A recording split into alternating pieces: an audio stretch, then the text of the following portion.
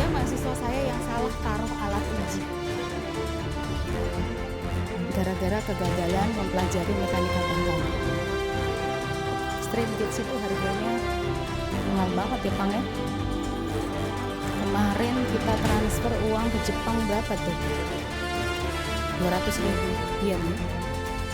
Tapi kalau pasang salah karena dia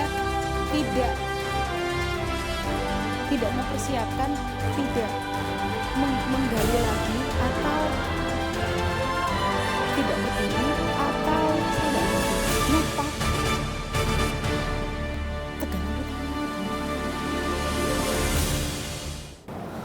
Ini kita terakhir sampai di sini ya. Jadi ini adalah tegangan tegangan normal utama yang sudut utamanya ditentukan dari ini, dari sini. Ya. Sampai sini ada pertanyaan? Ini hanya perlu latihan saja, plus minus sudutnya berapa hanya perlu latihan ya. Ada pertanyaan? Ya, maka jika saya mempunyai tegangan tarik semua, saya akan mendapatkan tegangan utama seperti itu. Tegangan utama di sini yang namanya juga principal stress, yang disebut dengan principal stress itu selalu lebih besar daripada tegangan-tegangan yang lain. Jadi dia tegangan utama yang yang memang dia lebih besar daripada tegangan yang lain. Dan sudut yang membentuknya, sudutnya adalah di sini, 22,5 derajat.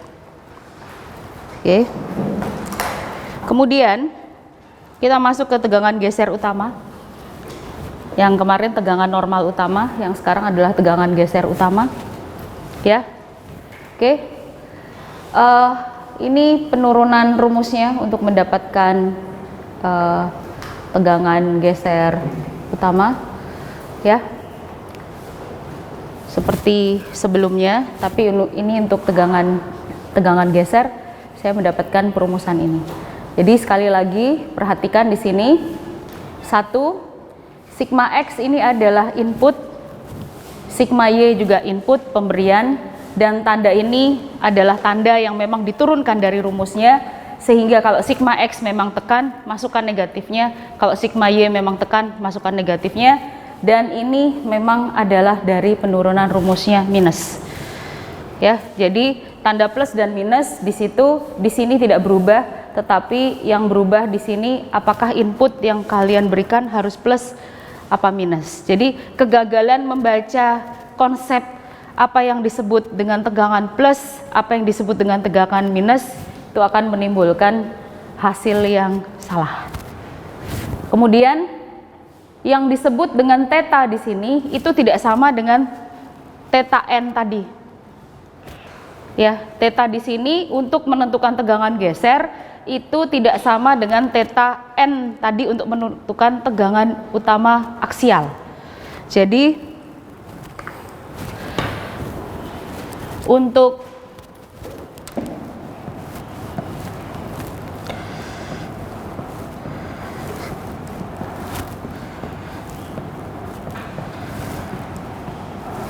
seperti ini, di mana ini adalah theta yang harus dicari, dan di dalam potongan ini theta itu bisa menyebabkan sigma n. Jika ini adalah sigma n itu menjadi sangat maksimum, besar sekali, maka ini adalah theta n. Jadi sigma X dan sigma Y adalah given, diberikan, dan sudut ini kalau ternyata sudut ini menyebabkan theta n yang sangat besar, yang memang dia menjadi maksimum, sigma n yang menjadi maksimum, maka disebut dengan theta n. Dan ini bukan, ini adalah tegangan geser tau X, bukan tau XY ya, tau XY yang di luar, tau XY yang di sini ya. Nah, tetapi ini adalah tau X1 Y1 apabila ini adalah X1 dan ini adalah Y1, di mana tetanya adalah teta N, gitu ya. Dia tidak maksimum, yang maksimum adalah ini. Tetapi yang disebut dengan teta S itu adalah sudutnya bisa sedemikian rupa kan, bisa begini. Saya bilang kan sudutnya bisa mulai dari 0 sampai 90 ya. Nah, apabila ini menjadi besar sekali, menjadi maksimum, maka ini adalah teta S yang menyebabkan tegangan geser besar sekali, tetapi ini adalah sigma X1. Dia tidak maksimum. Jadi sudut ini yang menyebabkan ini saja yang maksimum. Sudut ini yang menyebabkan ini saja yang maksimum. Jadi kita ada punya dua tegangan utama. Tegangan utama karena aksial itu yang disebut dengan tetanya adalah teta N, dan ini menjadi maksimum apabila teta yang dimasukkan di sini adalah teta N. Teta N gimana cara mencarinya? Teta N adalah ini. Ini. Oke? Sudah? Nah, kemudian apabila teta dicari sedemikian rupa sehingga malah menyebabkan ini yang maksimum. Teta di mana itu? Teta S. Cara menurunkannya, mencarinya, ini dia. Nah, beda. Persamaannya beda. Di sini ada minusnya. Nah, ini beda ya. Nah, ini juga lain, dan inilah yang menyebabkan teta S, itulah yang menyebabkan ini menjadi maksimum. Jadi tidak dalam waktu bersamaan tuh penurunan rumus ini menyatakan bahwa teta N sama dengan teta S. Tidak, sudutnya lain. Jadi dia mungkin di sudut 10 derajat itu teta N-nya besar, sigma N-nya besar, tegangannya menjadi utama, tegangan aksialnya menjadi utama, terus di sudut tertentu malah tau S-nya, tegangan gesernya yang menjadi utama. Jadi ini tidak sama dengan ini, tidak sama. Dilihat dari rumusnya juga tidak sama. Nah, saya memberikan contoh. Kalau kalian mempunyai balok seperti ini, kemudian saya ingin menggambarkan bidang momennya, tentu saja harus dilihat bagaimana bebannya bekerja. Maka kalau seperti ini, saya akan mendapatkan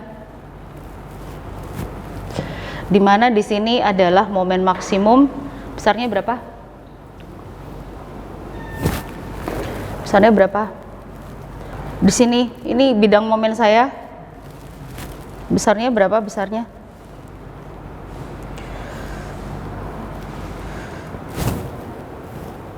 Withdraw, nilai semester kemarin? Withdraw pasti ya, cabut aja. Mau jawab gini gak bisa, berarti di withdraw aja ya. Mumpung masih semester kedua, jadi di withdraw biar bisa ngambil lagi SST, biar paham betul ya bagaimana mencari bidang momen yang betul ya. Withdraw aja ya. Hatinya masih di sipil gak? Masih di sipil? Hah? Withdraw ya, cabut. Ada semester pendek ya kan? Oke. Ya. Semester pendek itu berlaku apabila mungkin wah sudah TA-nya udah lama, nggak lulus apanya gitu kan. Udah langsung siap-siap disurat cintakan sama rektor ITS. Ayo. Dari sana. P. RA mana? RA, saya nggak bilang RA ini. Mana A? Mana A? A di mana? Titik mana di sini A? Hah? Mana A? Saya nggak bilang A kan, berarti tidak ada A. Saya cuma tanya ini berapa. Dengan P dan ini L, saya tidak ada di sini huruf A, I, J, K, nggak ada. Kalau kamu minta huruf A, saya taruh di sini. Jadi ini adalah berapa? Saya mencari suara dari follower saya kaum yang sama. Semangat. Adalah berapa? Berapa? Harus yakin. Oke, sudah selesai Pak, saya desain. Berapa bayarannya? Ya sederhana 150 juta lah. Untuk desain semuanya, oke saya bayarkan. Yakinkah Bu desainnya? Nggak yakin Pak, lu. Ya, nggak yakin lu, harus yakin ya, keras gitu. Yakin, ya. Oke, PL per 3. PL per 3 itu di mana? Di sini. Ya kan? Di daerah sini. Apakah berlaku untuk daerah sini? Berlaku untuk daerah sini? Tidak, berlaku maksimumnya di sini.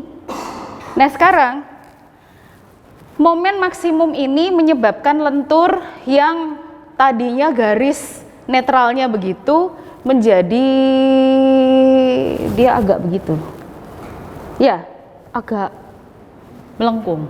Nggak bisa dilihat dengan kasat mata, tetapi akan menyebabkan ini titik paling tengah ini mungkin turun karena momen maksimumnya di situ, beban-bebannya terpusat agak ke tengah menyebabkan kemungkinan yang tengah itu turun.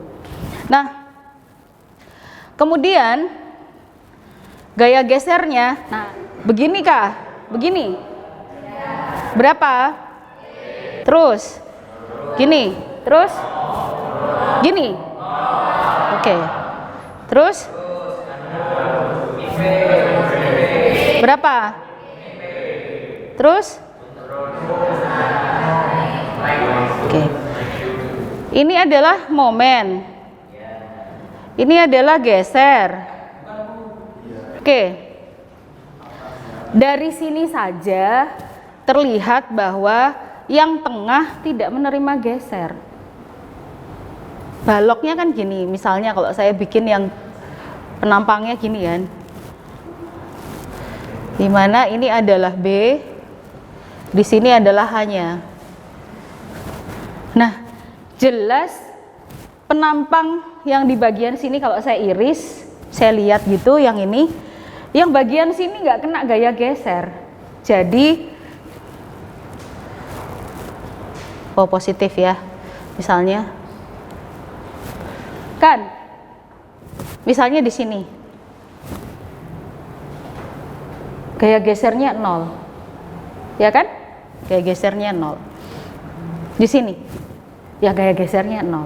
Di sepanjang ini, dari sini sampai sini sedikit, habis L per 3 sedikit, karena L per 3 ini pas di sini ke sana jadi P, ya. Nah, tetapi di bagian sini dekat perletakan gesernya besar. Nah, geser ini kan menimbulkan kontribusi ininya besar kan? Ya. Sini. Tapi begitu di tengah, di ujung sini, ininya malah nggak ada nih. Tegangan ini kan lentur itu akan menyebabkan bagian mukanya nih tertekan. Makanya dia bisa, nah ini kan mukanya mengecil, menyusut, tapi bawahnya melebar, iya kan? Bagian kepalanya sebelah sini B atas menjadi minus B, ya kan? Enggak juga, salah ya? Salah. Tetap B, tetapi B yang bagian atas gini, tetap B. Tetapi L yang bagian atas, LL ya, menjadi minus delta. Tapi L yang bagian bawah menjadi plus delta, ya kan? Berarti yang bagian atas tertekan, yang bagian bawah tertarik. Jadi kalau misalnya elemennya saya ambil, ini adalah titik A, ini adalah titik A, maka bagian sini ini sama dengan 0. Nggak ada. Ini nggak ada. Bagian sini karena ditarik. Tapi kalau saya ambilnya di sini, maka kebalik. Gesernya 0. Ya, gitu. Tapi di tengah-tengah bisa jadi nggak ada tarik, nggak ada tekan, nggak ada aksial. Karena ini besar, tapi ini membesar. Di sini justru menyusut. Di satu titik tertentu, ya nggak menyusut, ya tidak memanjang. Nah, jadi ada titik balance di mana dia 0 kemungkinan, ya. Nah, jadi wajar sudutnya beda-beda. Mana yang memberikan tau S maksimum? Tau S itu kan kontribusinya digeser kan? Mana yang menimbulkan sigma N maksimum? Bisa jadi tempatnya tidak sama sudutnya, ya, sudutnya tidak sama. Karena seperti yang saya gambarkan kemarin, ini bisa cracknya terbuka begini. Nah, kemudian begitu. Sampai di sini 45 derajat. Ini nanti ada ceritanya kenapa 45 derajat. Sampai sini, 45 derajat di sini. Tapi di sini 0 derajat. Retaknya begitu. Nah, retak di sini disebabkan oleh ini yang terbuka, ini terbuka ya kan? Jadi dia retak kan? Nah, retak di sini berarti ini terbukanya begini. Nah, ini terbukanya begini. Nah, retaknya begitu. Oke. Tetapi kita lihat di sini gesernya maksimum. Geser juga bisa menimbulkan retak. Ya.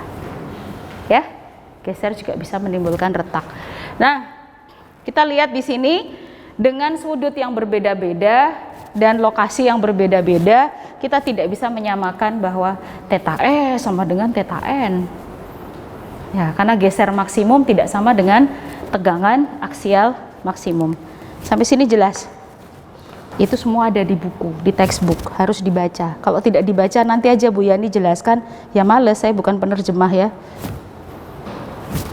Oke, kita lihat di sini contoh.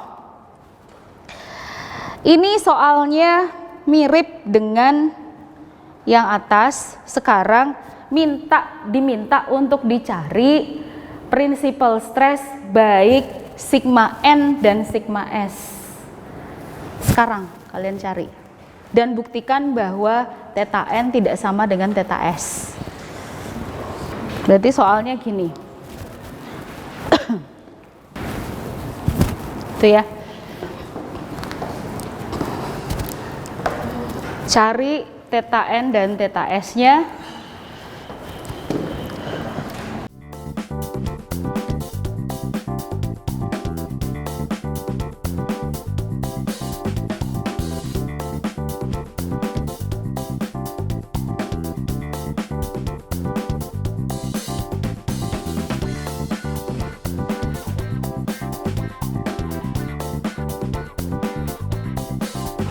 Sudah?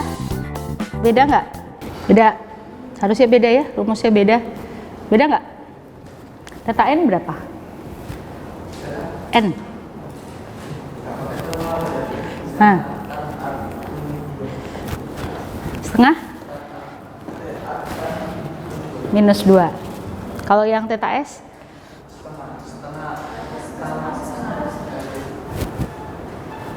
Berapa derajat? Berapa? 13,8.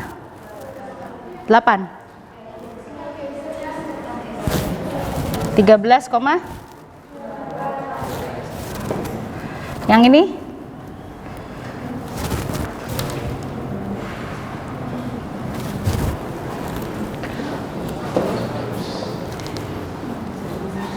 Besaran tegangannya beda, sudutnya beda kok ya. N normal berapa tegangannya? Min 31. Oh ini negatif. Terus ini? Ya kalau negatif berarti kan nggak ke sini, tapi ke sini. Ya. Sigma N-nya berapa? Ya. Sama nggak?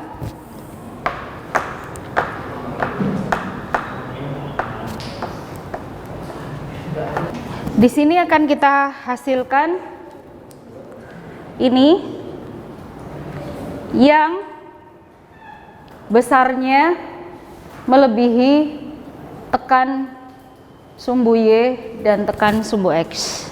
Ya. Jadi kalau ternyata ini nilainya masih di bawah ini, berarti bukan utama namanya ya. Mana masih ada ini dan ini tekan, jadi kemungkinan tegangan utamanya negatif lebih besar daripada keduanya ya. Kita mendapatkan itu dan sudutnya lihat di sini ini tidak sama, ini bukan tempat yang sama. Bukan tempat yang sama. Sama sekali berbeda. Tempatnya lain, bidangnya lain. Yang satu menarik atau menekan, yang satu sliding. Lain ya. Plus minus berpengaruh di arah. Ya, jadi tanpa tanda salah. Oke, sekarang yang paling mudah, ada tips yang paling mudah dengan menggunakan lingkaran Moore. Lingkaran Moore ini demikian powerfulnya sehingga nanti Moore ini muncul lagi di mekanika tanah. Jadi mekanika tanah muncul lagi. Ada mekanika bahan, ada mekanika tanah. Karena tanah itu adalah bagian dari bahan. Gampang banget ini lingkaran Moore ini. Jadi malah nggak ngafalin rumus. Oke, kita lihat.